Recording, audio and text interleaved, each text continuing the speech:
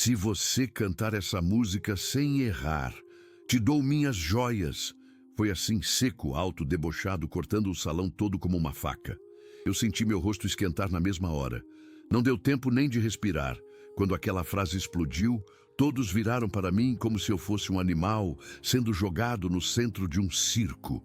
A luz em cima do palco parecia mais forte do que deveria, quase agressiva, como se tivesse sido apontada exatamente para destacar cada pedaço da minha roupa simples, cada fio solto, cada detalhe que me entregava.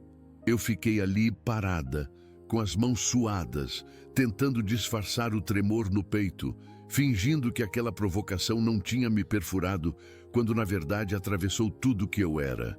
Ela continuou me olhando com aquele sorriso frio, de quem tem certeza que eu vou cair.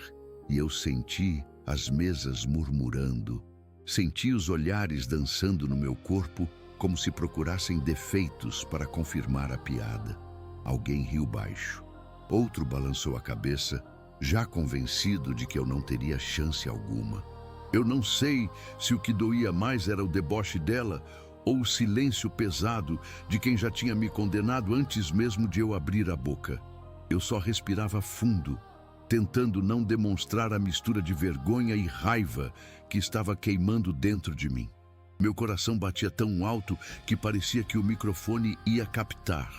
Eu apertava o instrumento com tanta força que minhas mãos ficaram marcadas. A sensação era a de estar sendo empurrada contra uma parede invisível, sufocante, enquanto todos esperavam para ver minha queda. A cada segundo ali em cima, eu sentia mais peso, como se o ar fosse ficando mais espesso, mais denso, mais difícil de atravessar. E tudo ao meu redor parecia ampliado. O som dos copos, o perfume caro das mesas da frente, o barulho de alguém puxando a cadeira, o clique de um celular sendo levantado para gravar, o fiasco.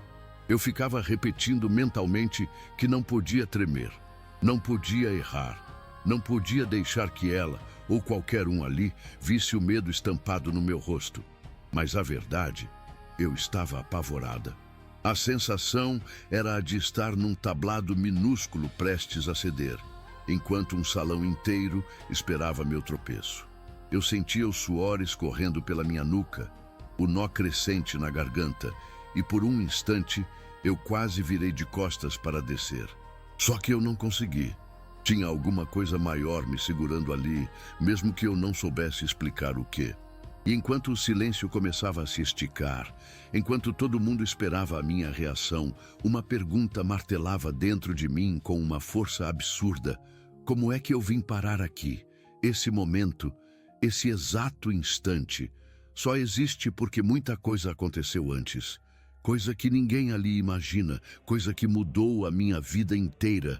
E antes de eu continuar, sério, você precisa entender como tudo começou. Porque sem isso, nada do que vai acontecer agora faz sentido. Eu ainda estava ali, parada, sentindo aquela frase ecoando dentro da minha cabeça como se tivesse sido gritada bem no meu ouvido. Meu peito subia e descia rápido demais. Cada respiração parecia curta, insuficiente, como se eu estivesse tentando puxar ar por um canudo estreito. Eu olhava para o salão, mas era como se tudo estivesse levemente desfocado, como quando a gente levanta rápido demais e o mundo ameaça desmaiar. Só que eu não podia desmaiar.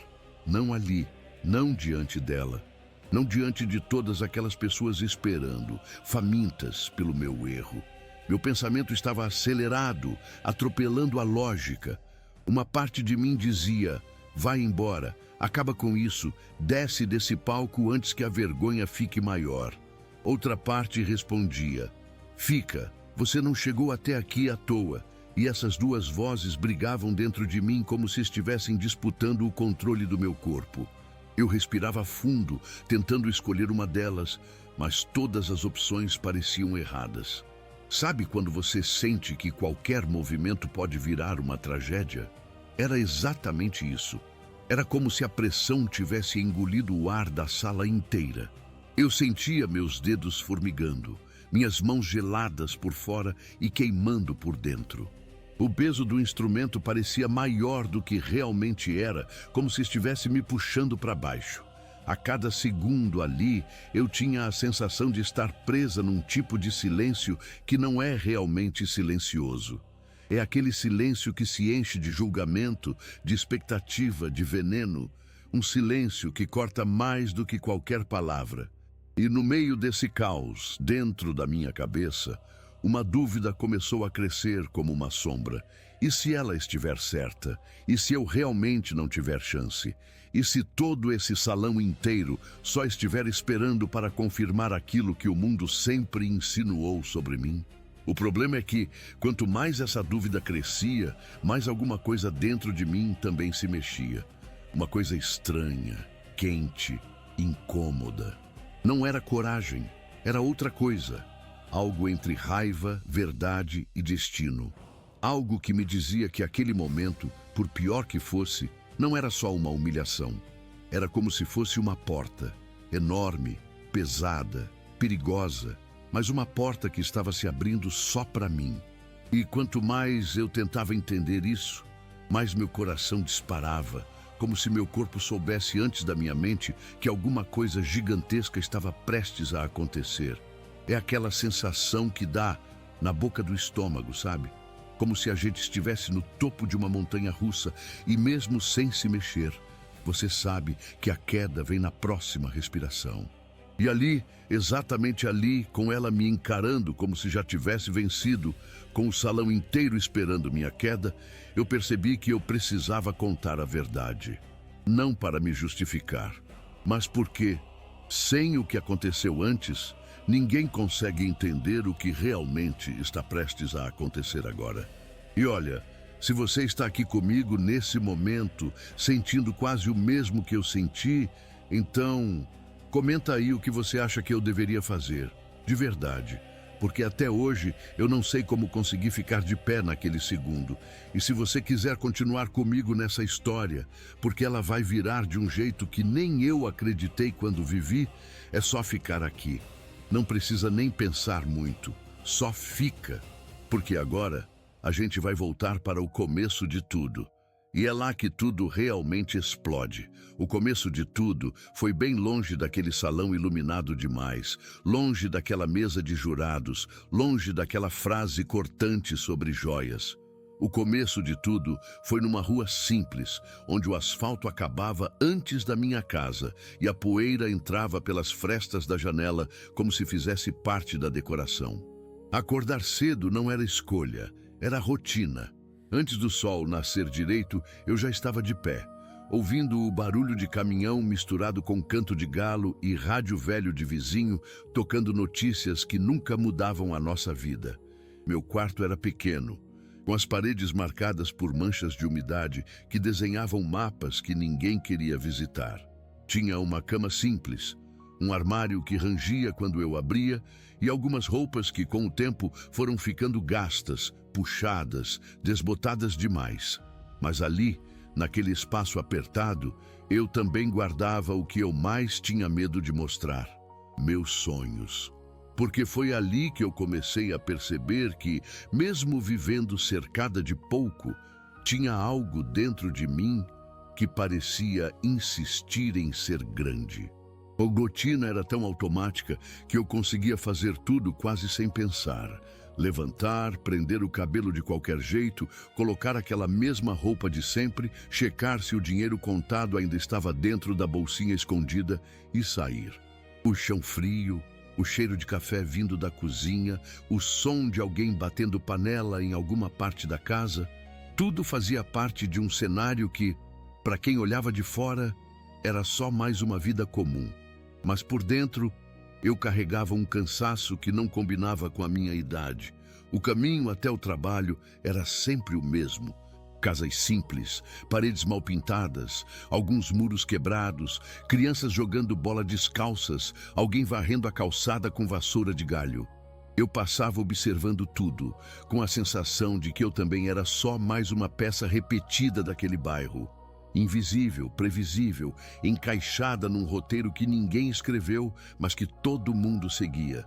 E essa sensação de ser invisível doía mais do que qualquer comentário cruel que eu ouviria depois. Meu trabalho era com coisas que respiravam, mas não falavam. Eu vivia cercada de flores. Enquanto muita gente passava correndo diante da banca sem olhar direito, eu conhecia cada cor, cada cheiro, cada etiqueta de preço que doía mais do que perfume. As floriculturas ricas do centro tinham vitrines brilhantes, arranjos perfeitos, embalagem bonita. A minha realidade era carregar caixas pesadas, sujar a mão de terra, cortar espinho, limpar folha murcha e tentar fazer beleza com aquilo que ninguém mais queria comprar. Eu lembro do cheiro de terra molhada grudando nas unhas, do cortezinho no dedo que ardia por causa de alguma rosa mal-humorada, do barulho do plástico amassando enquanto eu envolvia buquês que nem eram meus. E no meio de tudo isso, eu cantava baixinho para mim mesma. Não era para ser bonito, era para aguentar. Era meu jeito de transformar um pouco de dor em alguma coisa suportável. Enquanto eu organizava as flores, eu organizava meus pensamentos, tentando entender por que eu sentia tanta falta de algo que eu nem sabia exatamente o que era. Tinha dias em que eu chegava em casa tão cansada que só queria tomar banho e apagar. Mas também tinha noites em que eu deitava e o corpo desmoronava, mas a mente não desligava. Eu ficava olhando para o teto escuro, ouvindo os barulhos do lado de fora. Moto passando, cachorro latindo, gente rindo alto na rua. E me perguntando se minha vida ia ser só aquilo. Acordar, trabalhar, voltar, passar despercebida. Como se eu fosse uma figurante da minha própria história. A dor mais pesada não era a falta de dinheiro, nem de roupa nova, nem de luxo. Era a sensação de nunca ser vista de verdade. De ser sempre a menina que ajuda, a que carrega, a que resolve, mas nunca a que é o centro de nada. Quando eu falava, muita gente parecia ouvir pela metade. Quando eu aparecia, parecia que eu ocupava um espaço que ninguém tinha pedido. E, para ser sincera, isso foi me deixando cada vez mais encolhida. Como se eu tivesse aprendido a existir pedindo desculpa. Com o tempo, eu mesma comecei a esconder meus próprios sonhos de mim. Teve uma época em que eu imaginava coisas grandes. Palco, música, luz, gente ouvindo de verdade. Mas a vida foi batendo tanto, tão de mansinho, tão devagar, que eu comecei a achar que sonhar era coisa de gente que tinha tempo e dinheiro para desperdiçar. Eu não tinha nenhum dos dois. Eu tinha contas para ajudar a pagar, eu tinha sacola para carregar, eu tinha flores murchas para tentar salvar e dias longos que terminavam iguais. Mesmo assim, por mais que eu tentasse matar essa parte de mim, ela não morria. Ela só ficava quieta, encostada num cantinho do peito, esperando alguma brecha. Às vezes, essa brecha vinha quando eu passava em frente a algum lugar onde alguém cantava. Um barzinho com música ao vivo, uma praça com alguém tocando, um carro parado com o som alto. Eu desacelerava o passo, fingia que estava olhando outra coisa. Mas, na verdade, era como se meu corpo inteiro parasse para ouvir. Ali, por alguns segundos, eu sentia algo que eu não sabia explicar. Era como se uma parte minha reconhecesse que aquele era o lugar onde eu queria estar. Não como plateia, mas como voz. Só que a realidade era outra. Enquanto isso, eu tinha que ouvir gente dizendo que arte não enche barriga, que talento é sorte, que quem nasce de um jeito morre daquele jeito mesmo. E sabe o que é pior? Quando você escuta isso a vida inteira, começa a acreditar. Começa a repetir essas frases por dentro sem perceber. Eu mesma cheguei a me convencer de que tudo o que eu fazia era auxiliar a história dos outros, arrumando flores para os momentos importantes deles, enquanto os meus momentos importantes nunca chegavam. Nessa época, minha dor era silenciosa demais para alguém notar. Eu não fazia drama, não chorava na frente de ninguém, não pedia nada. Eu só engolia. Engolia piada, engolia cansaço, engolia frustração. E sorria quando alguém dizia que eu era forte, quando, na verdade, eu só estava acostumada demais a não ter opção. Porque você sabe, né? Às vezes o mundo chama de força aquilo que na prática é só sobrevivência. E foi nesse cenário, mãos sempre cheias de terra, bolso quase sempre vazio, coração quase sempre apertado, que algo começou a mudar, mesmo que eu não percebesse de cara. Não foi de uma hora para outra, não teve fogos de artifício, nem sinal no céu. Começou de um jeito simples, tímido, quase imperceptível. Começou num desses dias comuns em que eu achava que nada de diferente ia acontecer. Mas o destino nunca avisa quando está prestes a virar tudo de cabeça para baixo. E olhando para trás hoje, eu entendo que aquele meu passado apagado, aquela rotina repetida, aquele silêncio cheio de dor, eram exatamente o combustível do que ainda estava por vir.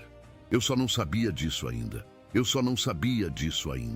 Naquele tempo, o que eu sabia era lidar com as pequenas facadas do dia a dia.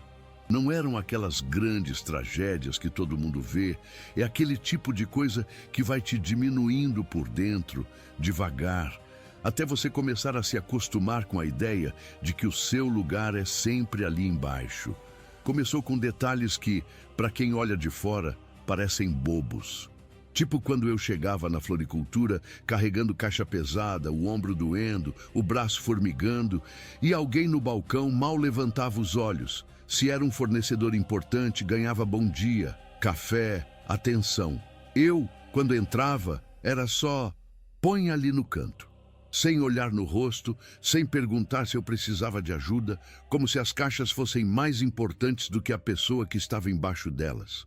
Teve um dia em que um cliente entrou bem arrumado, cheio de perfume caro, perguntando em voz alta quem podia montar um arranjo sofisticado para um evento. Eu estava ali, ajeitando o buquê, as mãos cheias de terra, o cabelo preso de qualquer jeito. Olhei de lado, por instinto, porque aquilo eu sabia fazer. Não era teoria, era a prática de tanto observar, de tanto montar, de tanto tentar aprender com o pouco que eu via. Antes mesmo de eu pensar em abrir a boca, uma das funcionárias veio rápida e passou na minha frente falando: "Deixa que eu resolvo. Ela só ajuda no pesado." Ela só ajuda no pesado. Aquele só ficou ecoando dentro de mim o dia inteiro. Eu virei a que só carrega, a que só limpa, a que só arruma depois. E ninguém via o quanto doía ser constantemente colocada nesse lugar de só. Como se tudo que eu tinha para oferecer coubesse numa palavra pequena, usada sem cuidado. Também tinha as piadinhas. Sempre tem. Quando a gente trabalha com a mão suja de terra, roupa simples e olhar cansado, parece que o mundo acha que ganhou o direito de brincar com isso. Já ouvi gente dizendo: "Olha a mão dela, parece mão de pedreiro." Ou "Isso não é mão de artista, isso é mão de serviço." Como se as duas coisas fossem inimigas. E eu ficava olhando para minhas próprias mãos, tentando entender em que momento decidiram que elas não podiam segurar mais nada além de peso. Na rua, a sensação de invisibilidade era ainda mais forte. Eu andava com sacolas de entrega, passando por gente de terno, salto, blazer engomado. Às vezes, eu esbarrava sem querer, e o olhar que vinha em resposta era como se eu fosse uma mancha no cenário deles. Nunca era tudo bem. Era sempre aquele olhar de presta atenção por onde anda, mesmo que ninguém falasse nada. É incrível como o olho fala sem precisar abrir a boca. Teve uma vez, numa entrega num prédio chique, daquelas portarias impecáveis, com piso brilhando e cheiro de ambiente caro. Eu cheguei com um arranjo na mão, tentando equilibrar tudo, preocupada em não estragar as flores. O porteiro me olhou de cima a baixo, bem devagar, antes de falar qualquer coisa. Depois perguntou com um tom seco: "Serviço usa entrada lateral." Eu não estava fazendo drama. Eu só estava ali com um arranjo lindo que eu mesma tinha ajudado a montar. Mas na cabeça dele, eu não tinha nada a ver com aquele hall, com aquele lustre, com aquela decoração. Eu era só mais uma pessoa de serviço. E aí eu dei a volta, fui para tal entrada lateral, passando por trás, por um corredor estreito, escuro, com cheiro de produto de limpeza forte. Enquanto eu caminhava, pensava: engraçado, as flores podem entrar pela frente, eu não. No ponto de ônibus, era outro tipo de teste diário. Gente empurrando, gente furando fila, gente fingindo que não te viu para não precisar deixar você passar. Às vezes eu vinha tão carregada que parecia que tinha uma placa escrita "Ignorem" pendurada no meu pescoço. E eu observava. Bastava alguém bem vestido chegar que, de repente, o espaço se abria. Era sutil, mas era claro. Alguns corpos valiam mais do que outros. Até na própria vizinhança tinha isso. Quando alguém precisava de favor, eu era lembrada. Ela é esforçada, pode pedir para ela. Quando era festa, reunião, convite para lugar legal, eu quase nunca era incluída.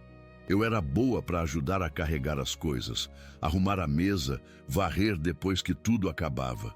Mas não era boa para sentar para comer junto, rir junto, ser tratada como igual. Eu sempre sentia essa linha invisível separando quem é e quem ajuda. No meio disso tudo, as palavras começaram a pesar mais. Uma vez ouvi, sem querer, gente comentando: ela é até bonitinha, mas olha a roupa, dá para ver que não é do nosso tipo. Não precisava mais do que isso. Eu sabia exatamente o que queriam dizer.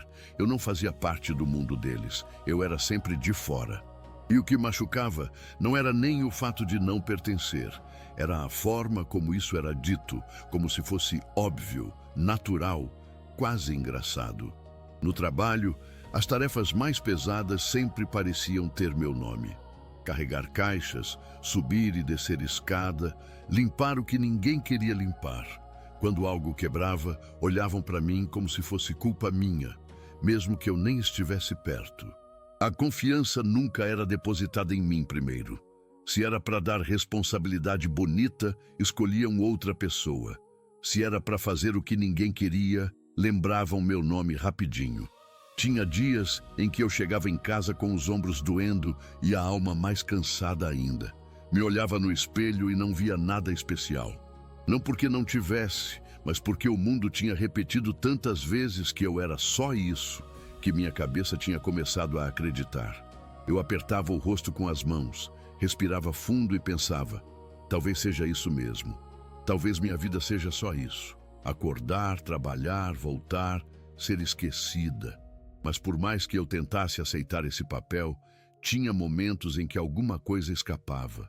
Às vezes eu estava sozinha na floricultura, ninguém por perto, só eu e as plantas. E aí eu começava a cantar baixinho, quase num sussurro, como se tivesse medo de alguém ouvir e mandar eu parar. Minha voz ecoava no meio dos vasos, batia no vidro da vitrine, se misturava ao som da rua. Era o único momento em que eu me sentia um pouco maior do que a vida que eu levava. Só que até isso, às vezes, era cortado. Teve um dia em que uma colega entrou na hora em que eu cantava e soltou rindo: "Olha aí, a rádio comunitária ligada de novo", disse brincando. Mas o jeito que falou deixou claro que, para ela, aquilo era uma perda de tempo, uma coisa sem valor. Eu parei na hora, engoli seco, fingi que tinha terminado o que estava fazendo. Por dentro parecia que alguém tinha apertado um botão de mudo em mim. Essas coisas foram se repetindo, uma aqui, outra ali. Gente duvidando de mim sem motivo, olhares atravessados quando eu entrava em lugares mais arrumados, comentários que diminuíam meu trabalho, convites que nunca vinham. E no meio disso tudo, eu fui me encolhendo, não de um jeito que os outros vissem, mas por dentro eu ocupava cada vez menos espaço. Não queria chamar atenção, não queria incomodar, não queria parecer que eu queria algo além do que me deram. Só que a verdade é que essas pequenas humilhações foram criando fissuras, rachaduras em quem eu achava que eu era. A cada vez que alguém ria, cortava, ignorava, era como se uma parte minha quebrasse, mas outra parte se enchesse de uma coisa que eu não sabia nomear. Um tipo de indignação silenciosa. Isso não está certo, que eu não tinha coragem de dizer em voz alta, então deixava guardado. Hoje, olhando para trás, eu vejo que aquele mundo que me tratava como invisível estava, sem querer, acendendo algo que mais tarde ia explodir. Toda vez que alguém me empurrava para trás, sem saber, empurrava também a minha história para frente. E foi exatamente desse lugar, de pequenas humilhações acumuladas, de frustrações engolidas, de ser sempre a que fica no canto, que eu acabei sendo levada até o dia em que tudo mudou. Naquele salão, iluminado demais, naquele palco que não era feito para gente como eu. Na frente daquela mesa onde uma única frase seria usada para tentar me colocar no mesmo lugar de sempre, embaixo. Eles só não sabiam que dessa vez eu não ia ficar. Eu achava que já tinha aprendido a engolir humilhação em silêncio, até o dia em que ela deixou de ser silenciosa. Tudo começou como um dia qualquer de trabalho. Flores para carregar, pedidos para separar, buquês para montar. Só que no meio da tarde entrou um pedido diferente. Um arranjo grande, elegante, para um evento num clube chique da cidade. Era aniversário de alguém importante, daqueles que todo mundo conhece pelo nome, mesmo sem nunca ter chegado perto. A dona da floricultura ficou animada, dizendo que era uma oportunidade. Eu só via mais uma entrega pesada para fazer. Passei um bom tempo montando aquele arranjo. Escolhi as flores com cuidado, cortei os galhos certinho, ajeitei as cores, amarrei as fitas. Eu sabia que ninguém lá ia imaginar que aquelas mãos simples, cheias de terra, tinham pensado em cada detalhe. Mas de algum jeito, eu queria que ficasse perfeito. Era como se, sem perceber, eu estivesse colocando um pouco de mim em cada flor.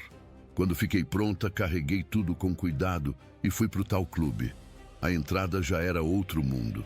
Portão grande, segurança na frente, carros caros estacionados, risadas altas saindo lá de dentro. O tipo de lugar onde eu sempre senti que não tinha o direito de entrar, só de passar do lado. Cheguei na portaria com o arranjo quase maior do que eu e anunciei de onde vinha. O segurança olhou, confirmou o pedido e mandou eu entrar. Mas tinha algo no jeito que ele falou que já deixava claro. Eu só estava entrando porque era serviço. Lá dentro, a decoração parecia revista de festa de revista cara.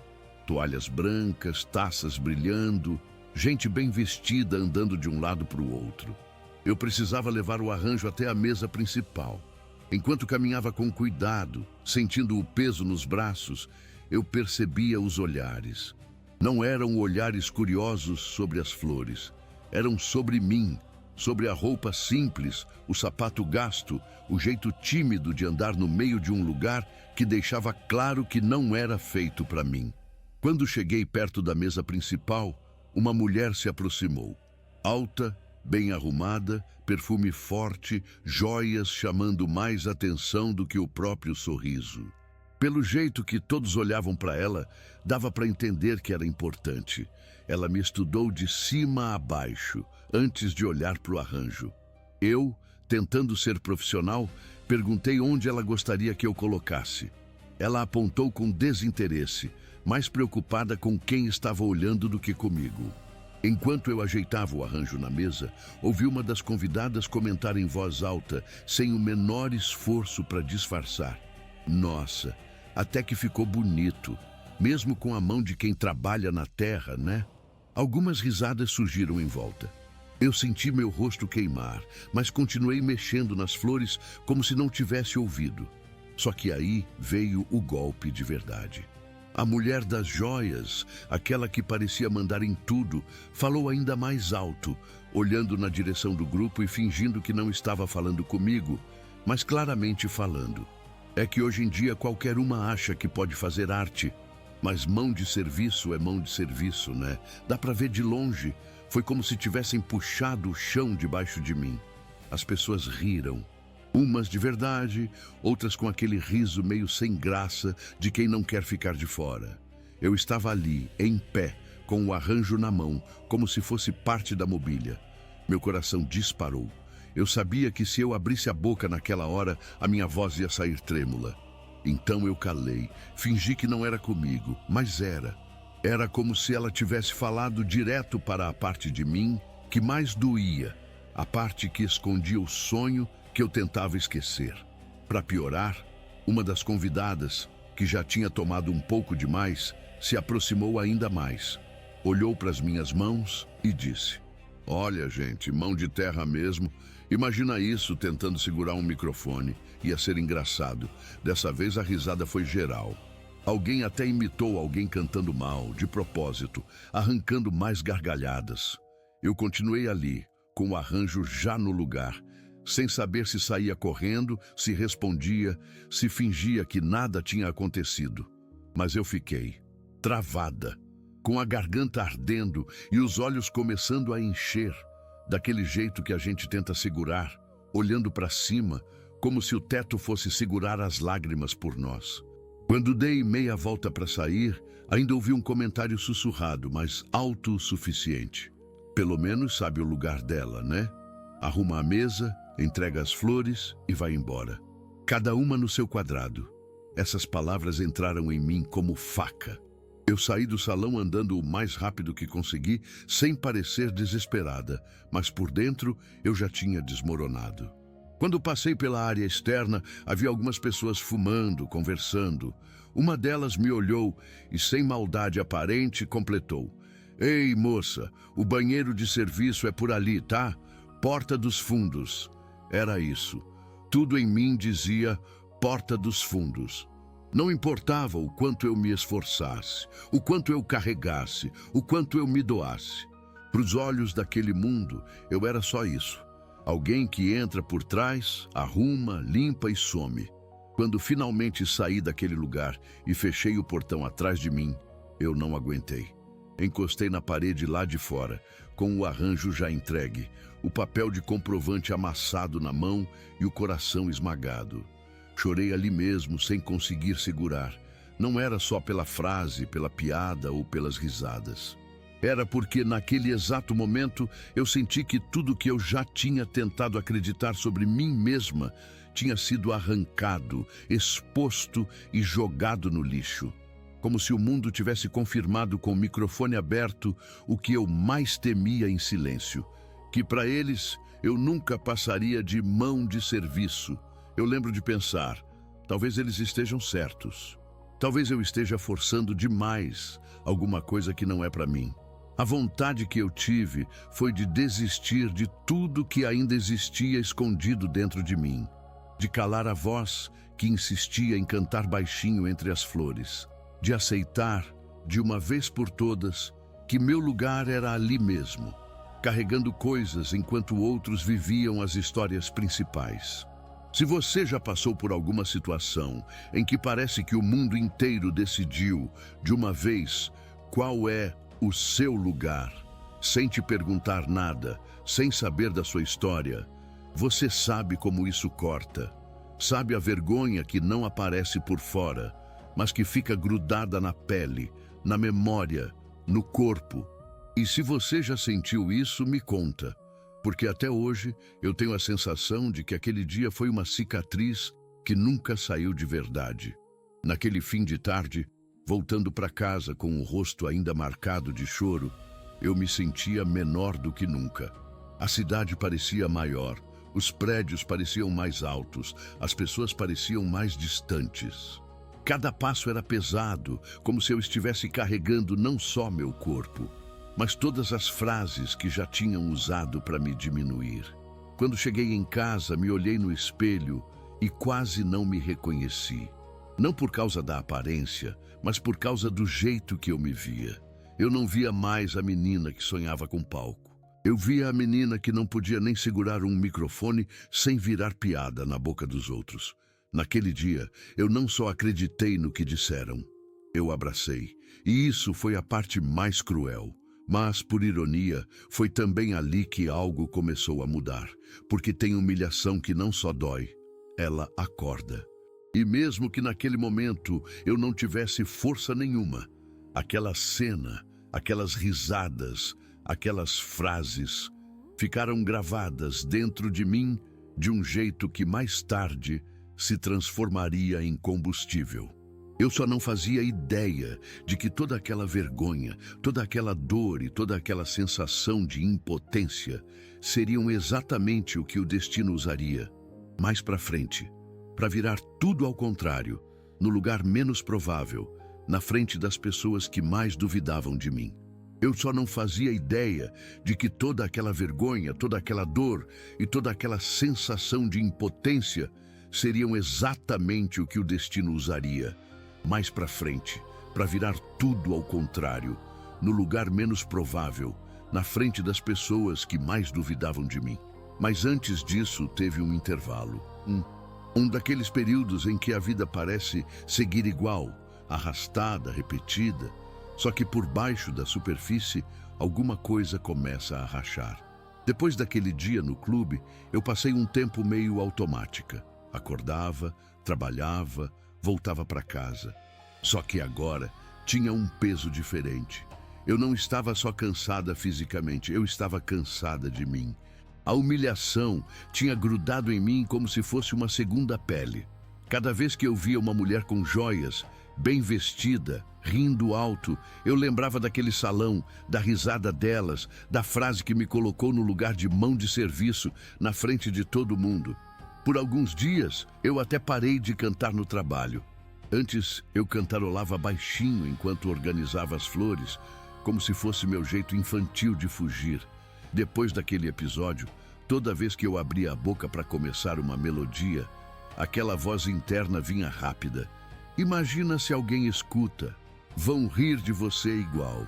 Eu engolia à vontade, fechava a boca, apertava mais forte o caule das flores nas mãos. Era como se eu tivesse colocado uma mordaça em mim mesma. Só que, por mais que eu tentasse, o silêncio nunca combinou comigo por muito tempo. Num desses dias cinzentos por dentro, a dona da floricultura pediu para eu ficar um pouco além do horário. Tinha chegado um lote grande de flores e precisava organizar tudo. A loja já estava fechada, o movimento da rua diminuindo, aquele horário em que os barulhos começam a sossegar e a cidade parece respirar mais devagar. Eu estava sozinha lá dentro, com cheiro de flor fresca e água correndo do balde para o balde. Foi aí que aconteceu. Eu estava organizando um balde de flores brancas, tentando encaixar cada haste na água sem quebrar, quando, sem perceber, comecei a cantar. Bem baixinho, quase num sussurro, só para mim. Era uma melodia que sempre vinha quando eu estava cansada demais para pensar, como se o corpo lembrasse dela sozinho. Aos poucos, sem sentir, fui aumentando um pouco o volume. Não era um show. Era só um desabafo em forma de som. Eu fechei os olhos por alguns segundos, deixei a voz sair do jeito que ela queria. Aquele som, misturado com o cheiro da flor, com o silêncio da loja, criou uma sensação estranha, como se, por um momento, eu estivesse em outro lugar. Um lugar em que ninguém estava rindo, ninguém estava apontando, ninguém estava dizendo que minhas mãos só serviam para carregar peso. Um lugar em que eu podia existir sem pedir desculpa. Quando terminei a frase da música, respirei fundo, abri os olhos e levei um susto. A dona da floricultura estava encostada na porta do fundo, me olhando em silêncio. Na hora, meu coração gelou. Meu primeiro impulso foi pedir desculpa, como se eu tivesse feito alguma coisa errada. Minha boca até começou a formar as palavras. Desculpa. Eu tô quase acabando, já termino aqui. Mas ela levantou a mão, me interrompendo, e disse uma coisa que eu não esperava ouvir. Continua. Foi só isso, uma palavra. Mas o jeito que ela disse foi diferente de tudo. Não tinha deboche, não tinha pressa, não tinha aquele tom de faz logo o que eu mandei. Era curiosidade. Era como se pela primeira vez alguém estivesse me olhando de um jeito que não era de cima para baixo, nem de lado. Era reto, direto. Eu congelei. Não sabia se ria, se cantava, se fingia que não tinha sido nada. Ela deu alguns passos para dentro, tirou o casaco, apoiou no balcão e repetiu. Eu cheguei faz uns minutos. Você não viu? Eu nunca tinha te ouvido cantar assim. Continua. Eu senti o rosto esquentar. Não de vergonha que machuca, mas de timidez. Aquele tipo de exposição que a gente não está acostumado a ter. Eu tentei, meio sem jeito, recomeçar a mesma música. A voz saiu tremida no início, mas à medida que eu ia lembrando da melodia, ela foi se ajeitando no lugar. Eu cantava encarando as flores, não o rosto dela. Era mais fácil assim. Mas eu sentia o olhar acompanhando cada nota, como se estivesse vendo alguma coisa surgir ali. Quando terminei, o silêncio que veio depois não foi o silêncio cruel do clube. Foi outro tipo. Aquele silêncio de quem está processando algo, de quem se surpreendeu com o que acabou de ouvir. Ela demorou alguns segundos e então falou, simples. Você nunca me contou que cantava. Eu soltei um meio sorriso triste. Dei de ombros e respondi, sem olhar muito. É só para aguentar o dia mesmo. Ela ficou me olhando mais um pouco, com aquele olhar de quem está vendo além da sujeira da mão, além da roupa gasta, além do cansaço. E aí disse uma coisa que naquela época eu não sabia o quanto ia marcar. Você canta como quem já apanhou muito da vida. E isso é raro. Voz bonita tem um monte. Voz que vem de verdade não é qualquer uma não. Eu não sabia o que dizer. Aquilo bateu em mim de um jeito estranho, porque era a primeira vez que alguém colocava a palavra raro perto de alguma coisa minha. Eu, que estava acostumada a ser qualquer uma, mais uma, a que só ajuda, ouvi alguém dizer que havia algo em mim que não era qualquer coisa. Ela ainda completou. Quando estiver sozinha aqui, canta mais. Tá ouvindo? Não engole isso não. Tem coisa que, se a gente guarda demais, apodrece. Parecia um conselho simples, mas caiu dentro de mim como uma pequena luz num quarto escuro demais. Eu voltei para casa naquele dia com os pés doloridos como sempre, o corpo cansado como sempre, mas com uma sensação diferente. Como se alguém tivesse acendido uma vela num corredor interno que eu já achava que estava condenado à escuridão. Nos dias seguintes, eu voltei a cantar na loja. Ainda com medo de alguém rir, ainda com aquela lembrança do clube grudada na mente, mas com um fio de coragem novo. Às vezes ela passava por perto, fingia que estava arrumando alguma coisa, mas eu via o canto do olho dela desviando para mim, prestando atenção. De vez em quando soltava um comentário rápido. Essa música combina mais com você. Você fica diferente quando canta. Dá para ver que isso aí é seu. Essas frases eram pequenas, curtas, mas iam abrindo brechas em paredes internas que eu tinha construído ao redor de mim. Era como se cada palavra dela fosse uma martelada num muro que o mundo tinha levantado com anos de desprezo. Teve um dia específico que eu nunca esqueci. Um senhor entrou na loja, daqueles bem educados, com passos tranquilos e olhar calmo. Eu estava no fundo, cantando baixinho, enquanto organizava um pedido. Ele ficou parado um tempo longo demais perto da porta, ouvindo.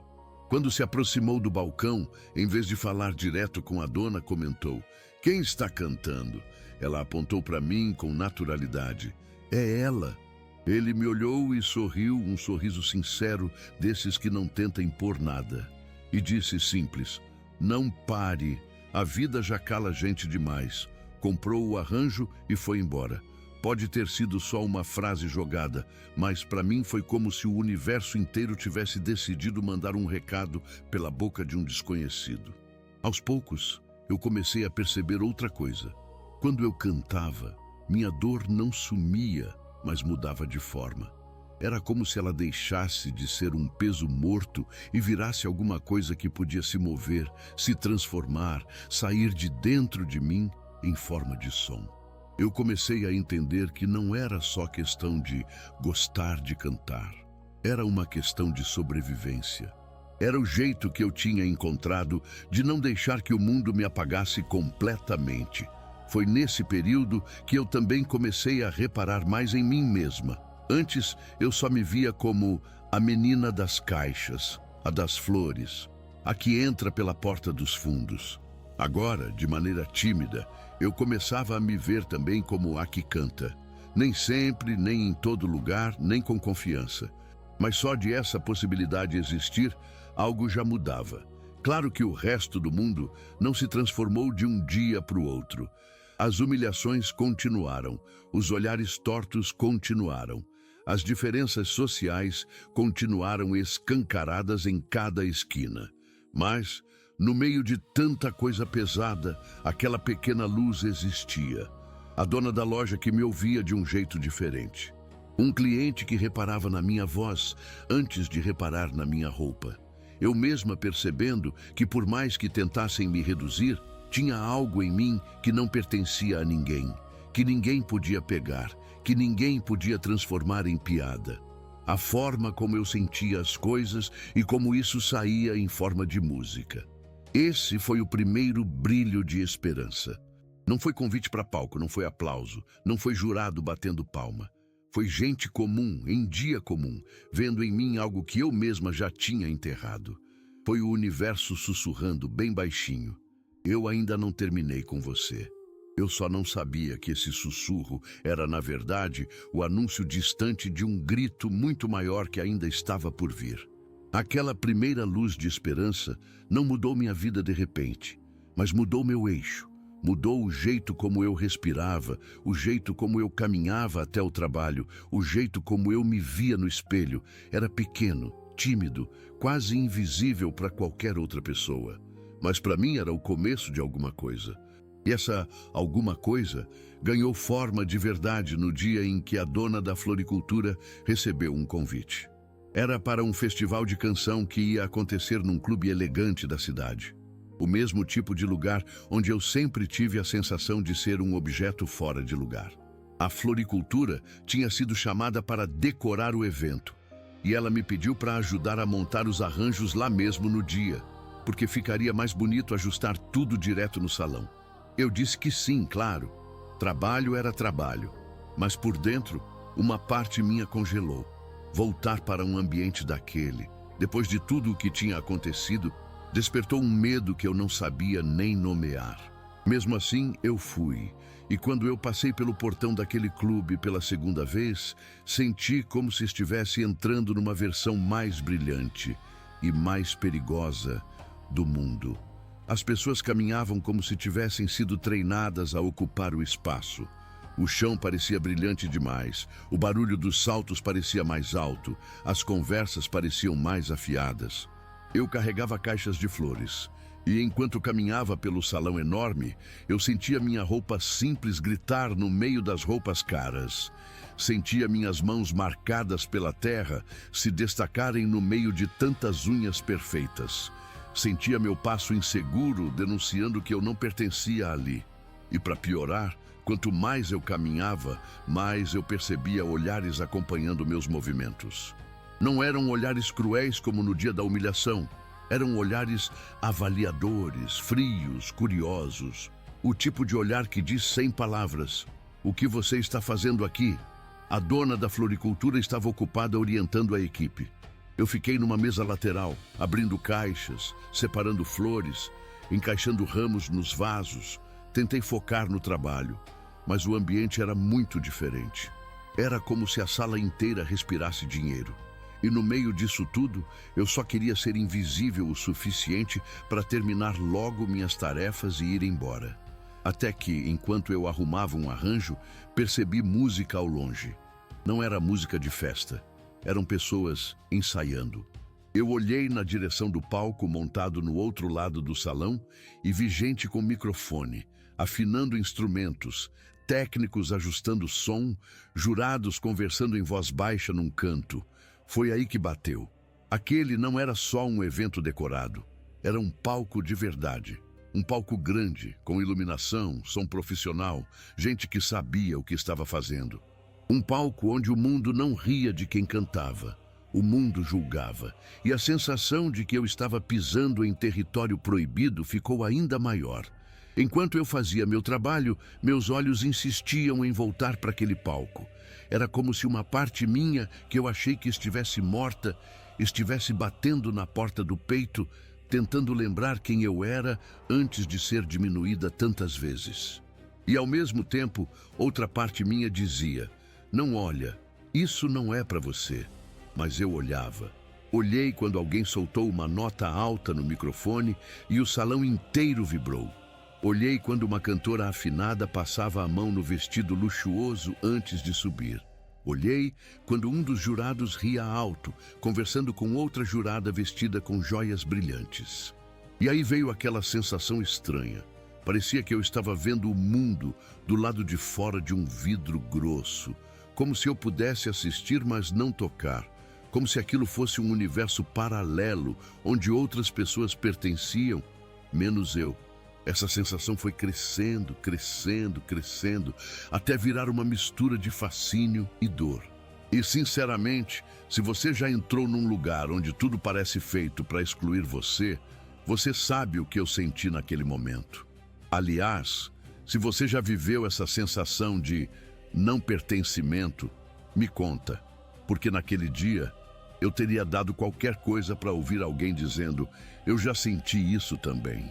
Fiquei ali, organizando flores, tentando me convencer de que eu estava apenas trabalhando. Mas o destino tem uma mania irritante de agir quando a gente menos espera. Enquanto eu finalizava um arranjo, uma mulher do staff se aproximou e perguntou: "Você é da equipe de decoração, né?" Eu confirmei.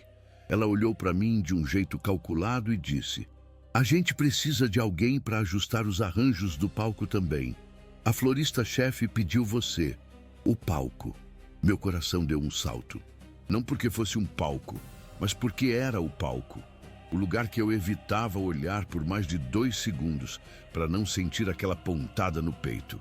Eu limpei a mão na roupa, respirei fundo e caminhei até lá com a sensação de que o chão ia afundar a qualquer momento.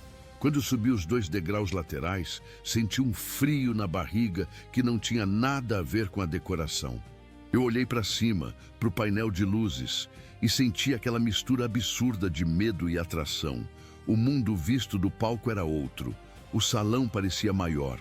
O teto parecia mais alto. O som ecoava diferente. Era como se aquele espaço tivesse uma energia própria, uma vibração que você não entende, mas sente. Uma vibração que cutuca exatamente a parte que você passa a vida inteira tentando esconder. Enquanto eu ajustava as flores, um dos músicos passou por trás de mim e falou algo para o técnico de som, rindo. Eu ouvi a risada, ouvi o som do microfone sendo testado, ouvi alguém ensaiando uma melodia na lateral e por um segundo veio aquela vontade imprudente. E se um dia fosse eu? A vontade veio como um choque, rápida, forte, inconveniente. Eu quase virei as costas na mesma hora para expulsar o pensamento, mas ela ficou. E mesmo que eu tentasse ignorar, aquele palco estava falando comigo. Baixo, mas estava, dizendo: "Você sabe que quer." E eu passei o resto do dia tentando fugir dessa frase que não foi dita por ninguém, mas martelou em mim como se tivesse sido gritada. Porque um palco não precisa de voz para chamar alguém. Basta existir. E naquele dia, pela primeira vez em muito tempo, eu ouvi esse chamado, mesmo que eu fingisse que não. Depois daquele dia no palco, mesmo que eu tivesse subido lá só para arrumar flor, algo ficou aceso dentro de mim. Eu tentei voltar para minha rotina como se nada tivesse acontecido, mas não dava mais. Cada vez que eu fechava os olhos, eu não via a floricultura, nem a rua de terra. Eu via o salão, as luzes, o microfone mudo esperando uma voz. E isso começou a me perseguir de um jeito quase irritante. Alguns dias depois, a dona da floricultura apareceu com um panfleto dobrado na mão. Jogou em cima do balcão e disse: "Vão abrir uma categoria para amadores no festival. Gente da cidade inteira. Quem quiser se inscreve." Eu peguei o papel como quem pega em algo proibido. Lia e relia as letras, fingindo que era curiosidade, quando na verdade meu coração já estava lá na frente daquele palco, só de imaginar. Por reflexo, eu falei: "Deve ter gente muito boa para participar." Ela me encarou de um jeito que eu já conhecia. "E você acha que está onde exatamente?" Eu ri, desconversando. Disse que cantar em floricultura era uma coisa, festival era outra, mas ela não recuou. Ao contrário, ela se aproximou, abaixou a voz e soltou: "Você canta como quem viveu, não como quem brinca. Isso vale mais do que você imagina." No mesmo dia, sem me consultar direito, ela preencheu a ficha com o meu nome. Quando me mostrou, já estava feita. Pronto. Agora, se for para desistir, a covardia vai ter que ser na frente de alguém, não só dentro da sua cabeça.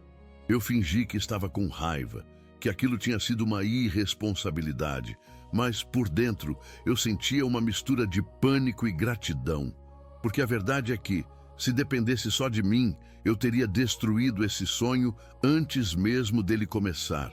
A partir dali, tudo mudou. Os dias seguintes viraram uma contagem regressiva silenciosa. Eu ainda trabalhava, ainda carregava caixas, ainda atendia clientes. Mas agora existia uma data marcada na minha mente, um dia específico em que eu não seria só a menina que arruma flores. Eu teria que subir no palco de verdade, e isso me dava vontade de vomitar e de chorar ao mesmo tempo. Comecei a ensaiar à noite, depois do expediente. Em casa, meu quarto virou um pequeno palco improvisado. Um espelho rachado, uma escova de cabelo fazendo papel de microfone, e eu tentando imaginar como seria olhar para frente e ver não paredes marcadas de umidade, mas um salão cheio de olhos. A cada tentativa, eu sentia a voz falhar num ponto diferente. Não era só afinação, era medo. No trabalho, alguns começaram a perceber que algo estava diferente.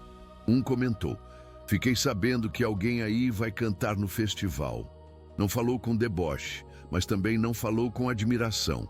Falou com aquela curiosidade meio venenosa de quem quer ver até onde vai o desastre. Outros riram, fizeram piadinha leve do tipo: "Já ensaiou para não desafinar, hein? Vai lembrar de respirar, senão desmaia lá em cima."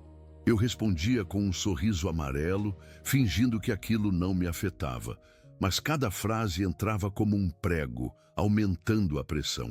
Era como se, além do medo de decepcionar a mim mesma, eu agora carregasse o medo de ser comentário de mesa no dia seguinte. No próprio clube, durante os preparativos finais, o clima era ainda pior. Eu cheguei com a mesma roupa simples de sempre, o melhor que eu tinha, ainda assim abaixo do padrão de todo mundo ali. Enquanto os outros candidatos chegavam arrumados, maquiados, penteados, com roupas pensadas para a ocasião, eu parecia alguém que veio ajudar nos bastidores e se perdeu no caminho para o palco. Nos corredores dava para ouvir cochichos. "Ela vai cantar também? É uma das flores? Deve ser alguma categoria social, né?" Ninguém falava diretamente para mim, mas não precisava. O tom, as risadinhas, as olhadas de cima a baixo, tudo dizia a mesma coisa. "Você não combina com esse lugar." A preparação emocional foi como tentar montar uma casa no meio de um terremoto. Eu tentava me concentrar na música, lembrar da letra, sentir a história. Mas ao mesmo tempo, meus pensamentos corriam soltos. E se eu travar? E se rirem de mim de novo? E se eu confirmar tudo o que eles acham sobre gente como eu? No meio disso, uma sabotagem começou a nascer. Não com gritos, não com escândalo, com delicadeza cruel. Uma das participantes, muito bem vestida, cabelo impecável, sorriso treinado, se aproximou com uma simpatia que eu não comprava, mas não tinha coragem de recusar. Ela se apresentou, fez perguntas sobre mim como se estivesse interessada, elogiou meu coragem por participar. Falava coragem de um jeito que parecia elogio, mas soava como ousadia demais. Em um momento, quando eu deixei minha bolsa encostada numa cadeira e fui rapidinho ao banheiro, minhas coisas ficaram ali, sozinhas. Quando voltei, tudo estava aparentemente igual. Mas, mais tarde, na hora em que fui pegar a folha em que eu tinha anotado pequenos lembretes da música, detalhes que me ajudavam a manter o controle, a folha tinha sumido. Eu revirei a bolsa, revirei meus bolsos, revirei até o chão em volta, nada. Era só uma folha. Mas você sabe, quando a gente já está insegura, qualquer coisa vira avalanche. Aquela folha representava meu apoio mental, mesmo que eu soubesse a música de cor. Sem ela, eu me sentia nua. Na lateral do palco, enquanto os outros se aqueciam com técnica vocal, bebiam água com cuidado, conferiam setlist, eu me encolhi num canto, tentando recuperar mentalmente tudo o que eu tinha anotado. E como se não bastasse, eu ouvi, vindo de trás, sussurros abafados. Falaram que ela trabalha com flor, Vai ver, é performance temática. Se desafinar, pelo menos o cenário vai estar bonito. Risadas rápidas, curtas, do tipo que corta o ar e os ombros de quem escuta. Eu fingia que não era comigo, mas minhas mãos já denunciavam. Tremiam sem que eu conseguisse controlar. A dona da floricultura passou por mim, colocou a mão de leve no meu ombro e disse: "Respira. Você não está aqui por acaso. O problema é que naquele ambiente tudo gritava o contrário. Cada detalhe do clube, cada vestido caro, cada salto alto, cada gargalhada ensaiada, tudo parecia dizer: esse mundo não foi feito para você." Enquanto isso, lá na frente, o palco ia sendo preparado. Teste de microfone, luzes sendo ajustadas, jurados se acomodando. Entre eles, figuras que pareciam saídas de revistas. Gente influente, gente rica, gente acostumada a aplaudir ou destruir com uma cara só. Eu observava de longe e não conseguia parar de pensar: o que é que eu estou fazendo aqui? Era como se duas forças se enfrentassem dentro de mim. Uma dizendo: foge, antes que seja tarde. A outra, mais silenciosa, lembrando da dona da floricultura me ouvindo cantar sozinha, do senhor que tinha dito para eu não calar minha voz, da sensação de estar no palco pela primeira vez e sentir que, apesar do medo, aquele era o lugar onde eu respirava melhor. E enquanto essa guerra interna acontecia, a sabotagem seguia seu curso, discreta. Uma das organizadoras se aproximou com uma prancheta na mão, avisando a ordem das apresentações. Meu nome tinha mudado de posição. Eu não entraria mais no meio quando o público já estivesse quente. Eu seria uma das primeiras. Quase no começo, no exato momento em que as pessoas ainda estariam frias, distraídas, mais críticas do que emocionadas. Teve uma pequena alteração na ordem, tá? Ela disse com um sorriso protocolar. Mas vai dar tudo certo. Eu assenti, mas por dentro eu sabia. Mudar a ordem parecia detalhe, mas não era. Quem abre costuma enfrentar o público ainda armado. E o público daquele lugar vivia armado de opinião. Naquele corredor lateral, esperando pelo momento de ser chamada, eu sentia como se estivesse prestes a caminhar para um julgamento, não para um palco. E sem ninguém perceber, alguém já tinha mexido nas peças do tabuleiro para aumentar as chances da minha queda. Eu só não sabia ainda que era justamente nesse cenário armado contra mim que a história ia virar. Mas antes disso, eu ia precisar encarar a sabotagem de frente e quase desistir. Quando a ordem foi alterada e meu nome passou para o início da lista, eu senti aquele aperto seco no peito, como se alguém tivesse puxado o ar do meu corpo de uma vez. Mas eu ainda tentava manter uma pontinha de controle, uma pontinha de esperança. Eu repetia mentalmente: vai dar certo, vai dar certo, mesmo que minhas mãos entregassem o contrário, tremendo sem parar. O salão começava a encher. As conversas ficavam mais altas, os passos mais apressados, as luzes mais quentes. Eu observava tudo escondida na lateral do palco, sentindo meu coração bater forte demais, como se estivesse tentando avisar alguma coisa. Talvez estivesse. A primeira candidata foi chamada. Música animada, público sorrindo, jurados fazendo sinais positivos com a cabeça. Quando ela terminou, ganhou aplausos educados. Logo depois vieram mais 2 participantes, todos com roupas impecáveis, postura firme, sorriso treinado para o palco. Cada um parecia ter nascido para aquilo. Eu não. Eu era a menina da floricultura com mãos marcadas de terra, com dor antiga escondida na voz e com um medo tão grande que parecia ocupar o salão inteiro. Quando falaram meu nome pela primeira vez, minha respiração travou. Mas antes mesmo que eu desse um passo, houve um rápido murmúrio entre 2 jurados. Eles se inclinaram para o microfone e foram avisados de que houve um pequeno erro na ordem. Pediram desculpas ao público, sorriram e chamaram outra pessoa na minha frente. Parecia só uma correção técnica, mas não era. Era o segundo movimento, a segunda peça sendo empurrada no tabuleiro. Aquele tipo de detalhe que mina o psicológico de quem já está frágil. Eu tentei não desmoronar. Respirei fundo, apertei o microfone com tanta força que minhas mãos ficaram brancas. Repeti mentalmente a letra, o ritmo, o motivo de eu estar ali. Mas, por dentro, já tinha algo rachando, e então veio a terceira pancada.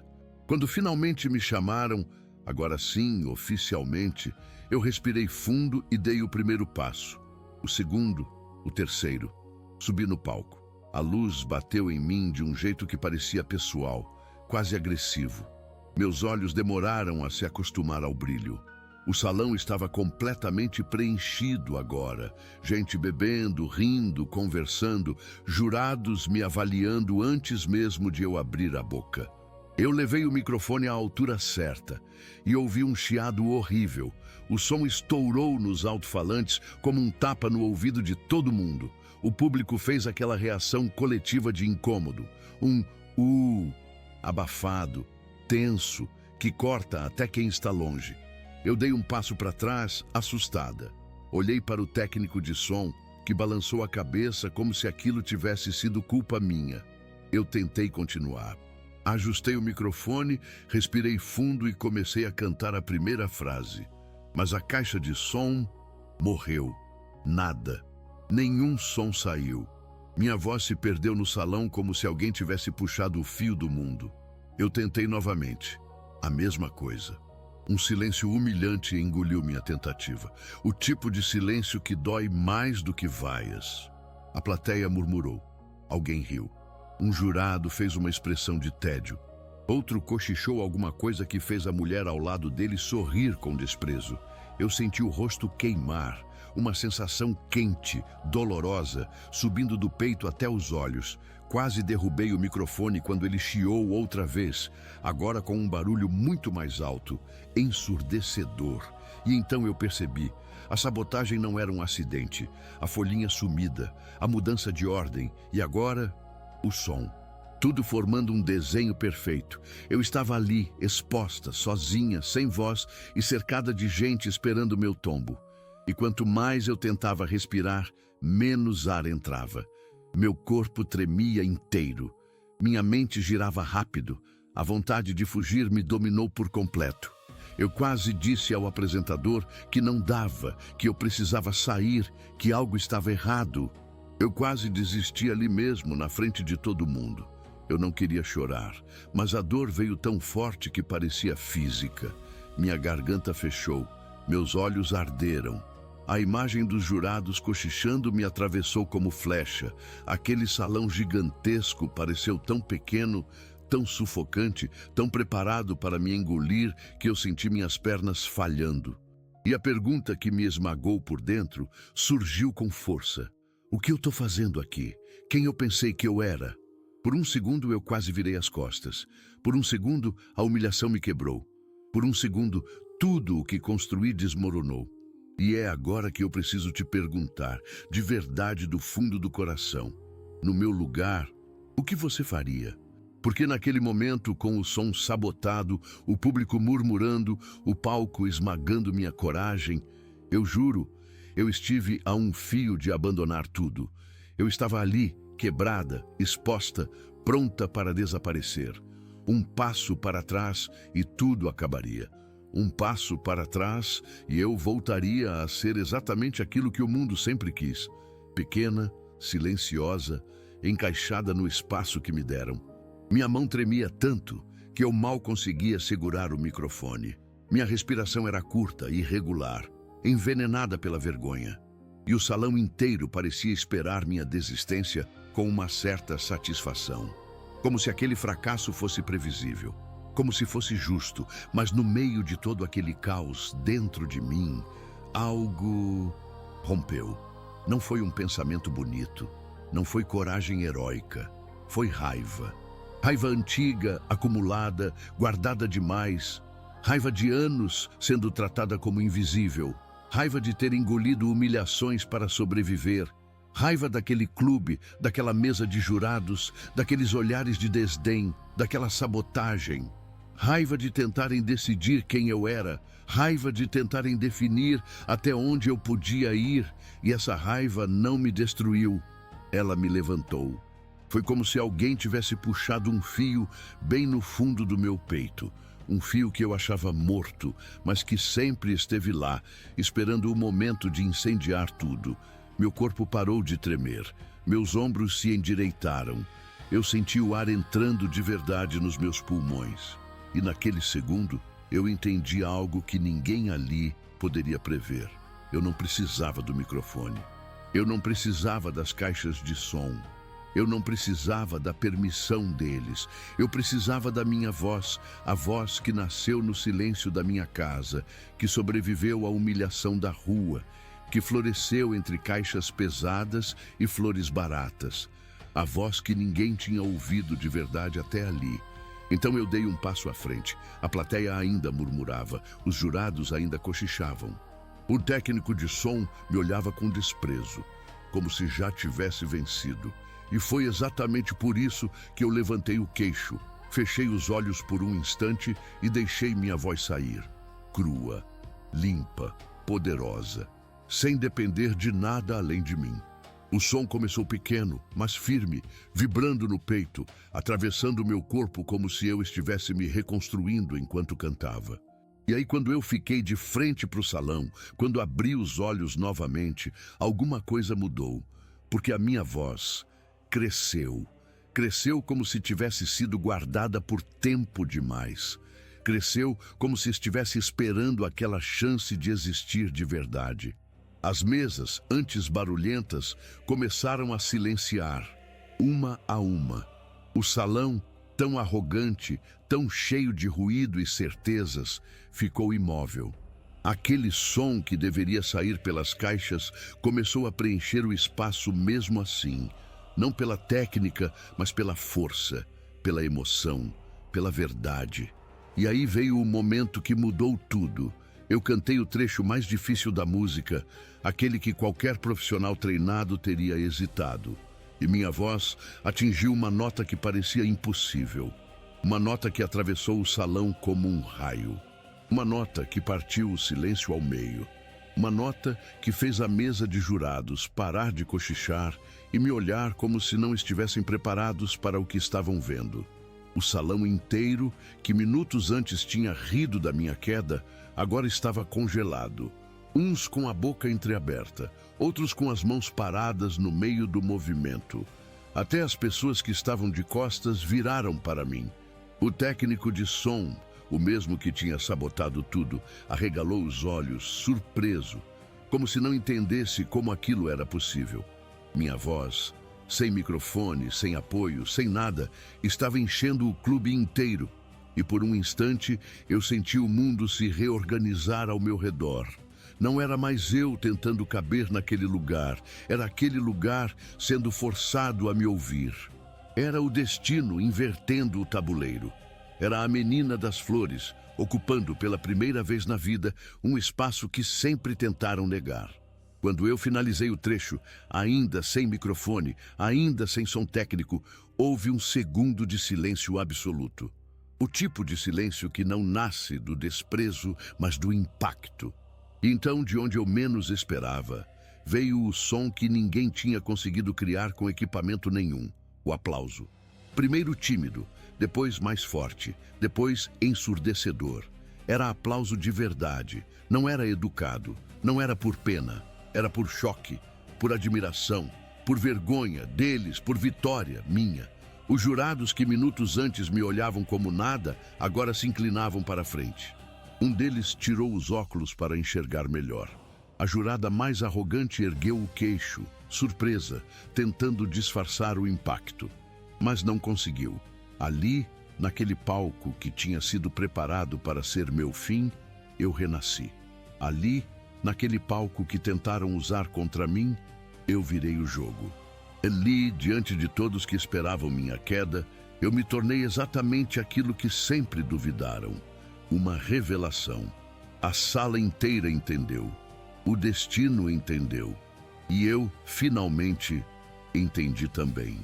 Quando minha voz finalmente silenciou e o salão inteiro permaneceu em pé, me aplaudindo como se quisesse devolver tudo o que tinham me negado antes, eu senti algo que nunca tinha sentido na vida. Eu existia. Não como a menina das flores, não como a mão de serviço, não como a que entra pelos fundos. Ali, diante de todos, eu era alguém cuja verdade ninguém conseguiu ignorar. A jurada que antes zombava de mim não conseguiu esconder o tremor ao levantar. Ela me olhou com um tipo de respeito que jamais teria oferecido por vontade própria. E quando ela tirou as joias, aquelas mesmas que usou para me humilhar, e colocou nas minhas mãos, não foi presente. Foi reparação, foi o destino devolvendo tudo em dobro. Saí daquele palco diferente.